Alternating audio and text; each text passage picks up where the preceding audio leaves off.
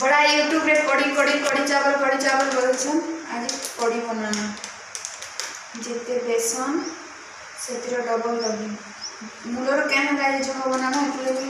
कम कम time कर अधा cup बेसन दे जहाँ नहीं समस्त कपे कपे बनाते सन मैं अधा कप बना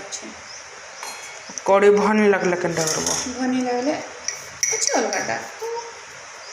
ट्रायल तो कोनो भल भी नहीं लगा के सामने करना बेसन ग्राइंडर करके दे देना और ये का पूरा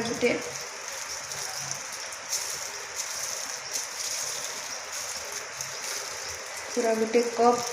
दही देना आधा कप बेसन रे गुटे कप दही देना